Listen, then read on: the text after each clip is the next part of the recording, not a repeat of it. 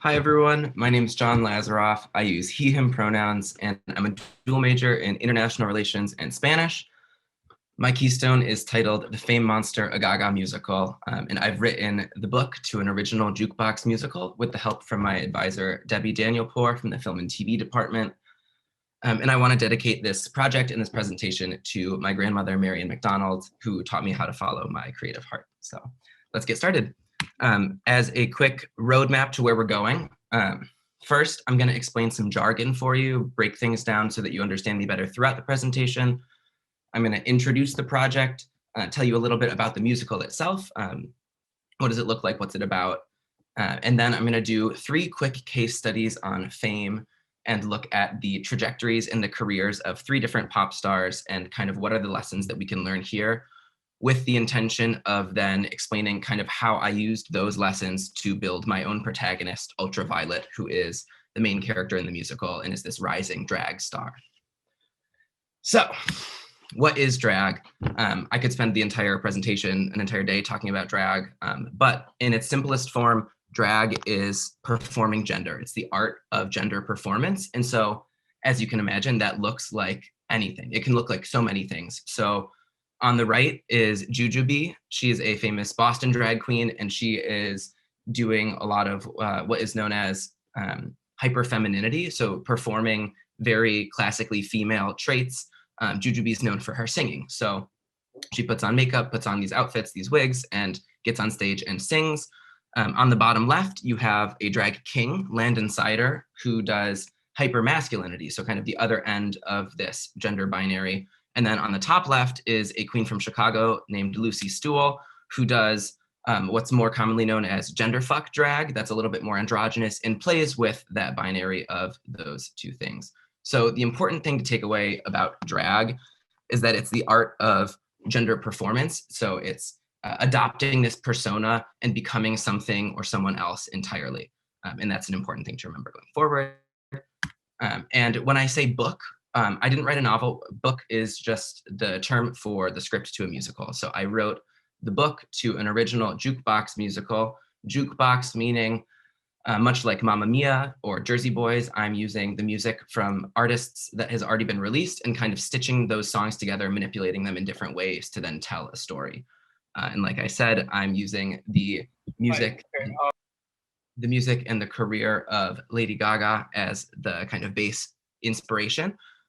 So I've got hits from her most recent album, Chromatica, all the way back to before her debut when she was a songwriter and NYU dropout known as Stephanie Germanotta.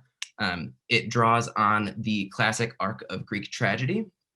It's kind of that classic tale of a hero, a protagonist who tries to go beyond what it means to be human and almost become like a god themselves, only to discover that they are human after all. So it's that classic arc of Greek tragedy.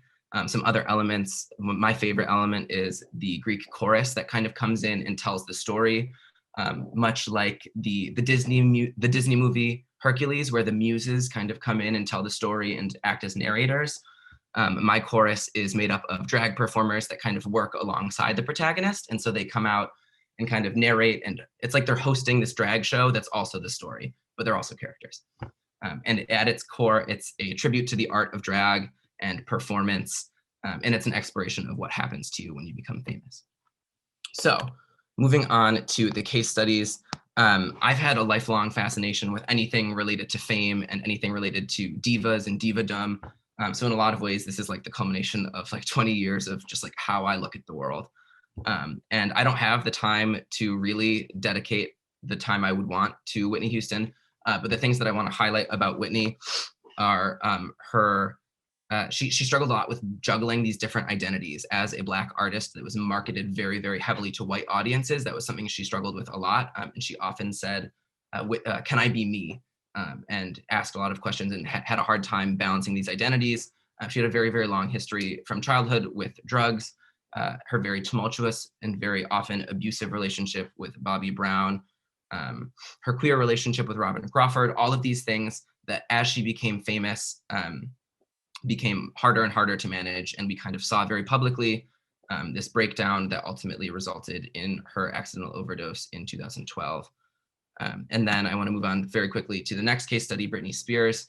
And with Britney, what I want to emphasize is the way that the tabloids and the way that the public kind of invaded her life in this way, and how that was very, very detrimental to her. So the way that Britney's life was kind of held under a microscope, and if you go, she's very much in the media right now with the Free Britney movement content. But the way that her life was kind of picked apart very, very publicly, and she was held to these standards where she couldn't really deal with, the problems that were going on in her life, her interpersonal problems, because we saw it all, and she couldn't escape from it or us. And that also culminated in a very public breakdown that we made fun of her for, and we being the general public, even though we were the ones that caused this and did this to her, and she's still kind of recovering, rebuilding from that. So the presence of the public in her life was very, very detrimental to her. And then most importantly, for this project, Lady Gaga. And so something I want to emphasize with Lady Gaga is that from the get-go, she has kind of understood fame in a very, very different way. And Lady Gaga is a creation, right? Lady Gaga is this persona that Stefani Germanotta, the artist, has created. And so she writes these songs, puts on this makeup, puts on these outfits, and becomes Lady Gaga. And in doing so, separates herself from this persona. And that becomes both a blessing and a hindrance in a lot of different ways, as she has this distance between who is this persona that's being talked about versus who am I behind all of that. And that's kind of a distance that Whitney and Britney didn't have.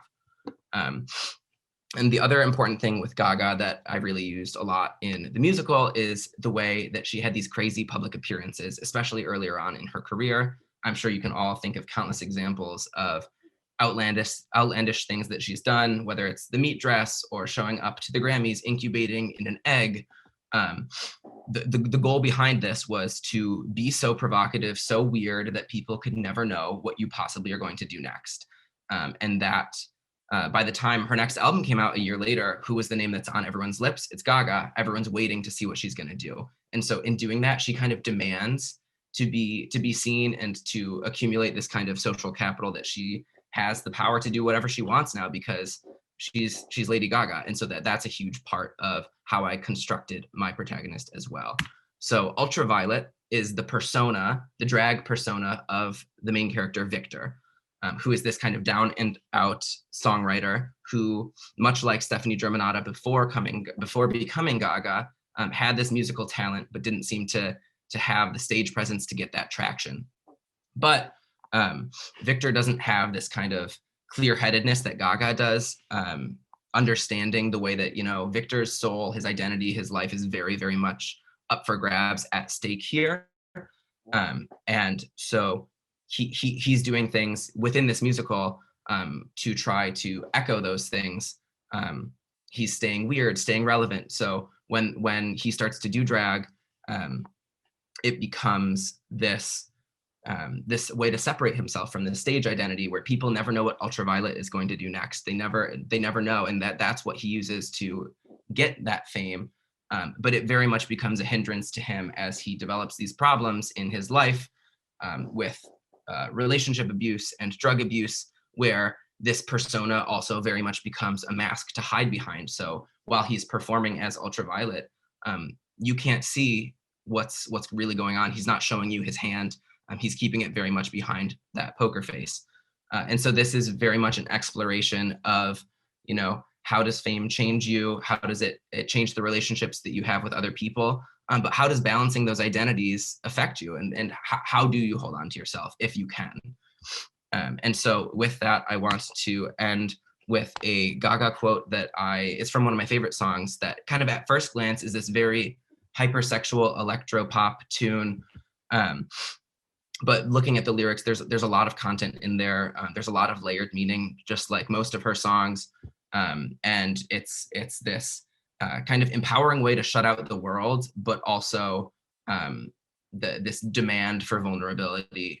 So depending on how you present this song, which I do a few different ways throughout the musical, it changes the meaning a lot. And so that line is, "You can't have my heart and you won't use my mind, but do what you want with my body. Do what you want with my body." Thank you, and just know that I have nothing but the highest hopes for this project. So while I've written the script, there's so much more to come. So please stay tuned because there's so much more to look forward to with this. So thank you.